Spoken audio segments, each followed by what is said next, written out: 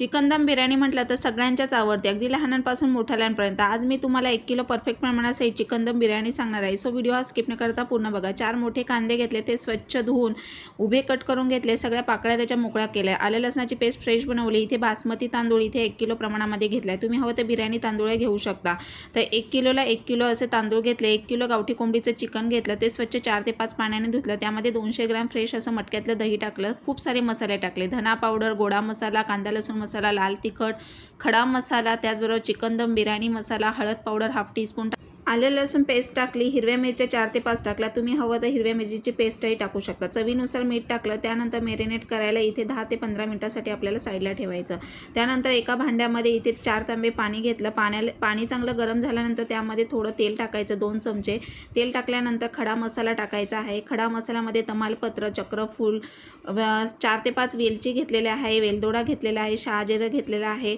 गरम मसाला टाकल्यानंतर हे तर तांदूळ स्वच्छ धुवून 15 मिनिटांसाठी आपण भिजायला ठेवले होते, ते त्याच्यामध्ये स्ट्रेन करून टाकायचे आहेत।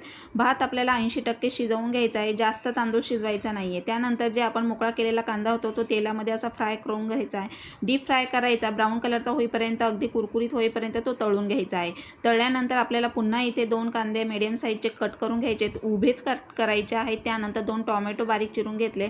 भात इथे शिजत आलेला आहे, तुम्ही बघू शकताय। चवीनुसार मीठ टाकलं त्याच्यामध्ये। त्यानंतर त्याच कढईमध्ये कांदा जो तळून घेतला, त्या कढईमध्ये तेल कमी करून त्यामध्ये कांदा आणि टोमॅटो छान परतून घ्यायचे। तांदूळ शिजत आलेला आहे, 80% झाल्यानंतर तो आपल्याला असं स्ट्रेन करून घ्यायचा, एका चाळणीमध्ये ओतून पूर्ण पाणी काढून घ्यायचं आहे। ते पाणी तुम्ही सूप म्हणूनही पिऊ शकता किंवा टाकून देऊ शकता। तर तेलामध्ये बघा कांदा टोमॅटो छान परतून घेतला, त्यामध्ये जिरं टाकलेलं आहे।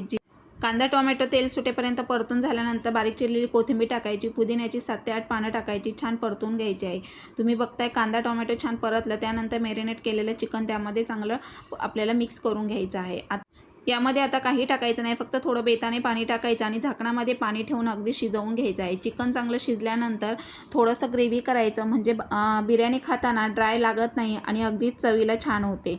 तर बघा आता इथे बेताने पाणी टाकलंय, छान ग्रेव्ही तयार झाली। शिजल्यानंतर ती अर्धी ग्रेव्ही आपल्याला काढून घ्यायची आहे। त्यानंतर जो स्ट्रेन केलेला राईस होता तो आपल्याला त्याच्यामध्ये टाकून घ्यायचा आहे। 2 लेयरमध्ये आपल्याला छान बिर्याणी तयार करायची आहे। तळलेला कांदा, पुदिन्याची पानं, कोथिंबीर गार्निशिंग म्हणून टाकायचं आणि जे चिकन साईडला काढलं होतं ते त्यावर पुन्हा टाकायचं आणि फूड कलर थोडासा पाण्यामध्ये मिक्स करून तोही टाकलेला आहे। तुम्ही हवं तर केशर दुधामध्ये मिक्स करूनही टाकू शकता। त्यामध्ये बघा आता हे सगळं टाकून घेतल्यानंतर 2 लेयर द्यायच्या आणि गॅसची फ्लेम कमी करून लोखंडी तव्यावर कढई ठेवायची आणि चांगलं असं दम द्यायचं। साईडने तुम्ही कणिकही लावू शकता। मस्त गरमागरम फॅमिलीसोबत बिर्याणी खायला घ्यायची आणि त्याबरोबर कोशिंबीर, वाव मस्तच। नक्की ट्राय करून बघा।